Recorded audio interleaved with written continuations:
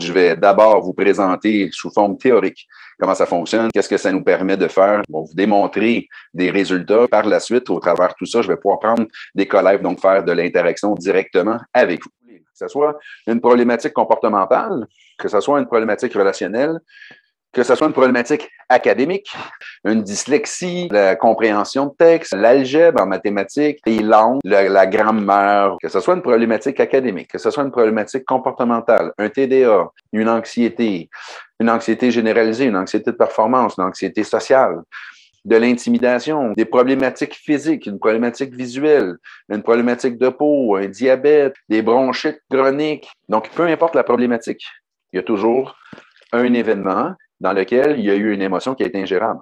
Et cette somme-là, c'est mathématique, si vous voulez, c'est cartésien. Donc, le cerveau de l'enfant, en fait, qu'est-ce qui se produit? Il se produit qu'il va recevoir l'information de ses parents, vont avoir reçu, eux aussi, l'information de leurs parents, et ainsi de suite.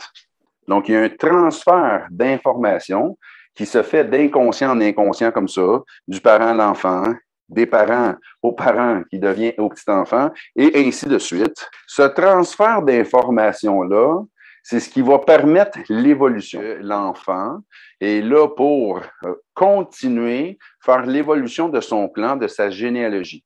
L'enfant peut vivre ses propres surstress. Donc, il est possible que pour assurer sa survie, son foyer de neurones à lui ait disjoncté, puis que tout d'un coup, dans son enfance, il y a un surstress qui a disjoncté dans l'inconscient, puis qui fait apparaître une pathologie. Donc, ça, c'est une chose qui est possible. Mais habituellement, ce qu'on voit le plus fréquemment, c'est que l'enfant, en fait, prend le surstress de son parent. Comment est-ce que c'est possible qu'un enfant puisse prendre le surstress de son parent? Eh bien, c'est tout simplement parce qu'on appelle, nous, la communication inconsciente. Si un parent vit un surstress, puis que ça pourrait mettre son clan en danger, donc pour assurer sa survie, qu'est-ce qui se produit? C'est que l'enfant va prendre le surstress du parent, c'est son foyer de neurones à lui qui va disjoncter pour assurer la survie de son clan. Vous allez vous rendre compte que lorsque un de vos enfants a une problématique, il est très, très rare que je vois l'enfant. Habituellement, je travaille à partir des parents. Mon travail, c'est de vous aider à comprendre, selon la problématique, quel a été le surstress. Puis par la suite, c'est de vous aider à rebrancher ces circuits-là.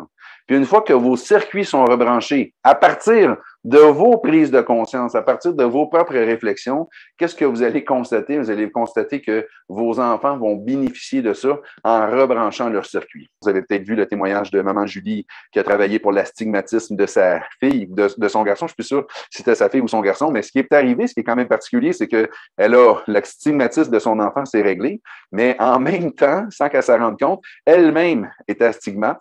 Puis elle pensait que sa vision avait affaibli, elle est obligée d'aller changer ses verres correcteurs. Puis qu'est-ce qu'elle s'est rendue compte? C'est que sa propre vision s'est améliorée en travaillant sur la problématique de son enfant. Donc, vous allez voir, c'est le genre de situation qu'on va pouvoir expliquer aujourd'hui dans toutes les histoires de cas. J'ai un nouveau fils du haut de ses 12 ans. Il a enfin une vie normale, il faisait de l'anxiété généralisée. Il n'y avait rien à faire. Pas de fête d'amis, pas dormir chez des amis. Les rentrées scolaires étaient l'enfer. La dernière fois, j'ai travaillé avec mes deux filles la science. Puis ma grande a eu 80 son dernier examen, puis Mirose 92 hier. Florence est allergique aux arachides, puis aujourd'hui, tu en manges? À tous les jours. Que je parte le travail du parent pour aller vers l'enfant, ou que je parte le travail du grand-parent pour aller vers le petit-enfant, en réalité, le petit-enfant est quand même connecté avec les histoires du grand-parent. Je me disais, la journée qu'ils vont comprendre tout l'impact qui, à partir de eux, peuvent avoir sur leur descendance, sur leurs enfants, sur leurs petits-enfants, ça va être extraordinaire. Je rêve d'être dans une génération où ce que le petit-enfant puisse aller voir son grand-parent puis lui dire « Papi, mamie, tu pourrais-tu m'expliquer qu'est-ce qui se passe? Pourquoi j'ai cette problématique-là? Est-ce qu'on peut regarder ça ensemble? » Ça va être une société extraordinaire. Donc.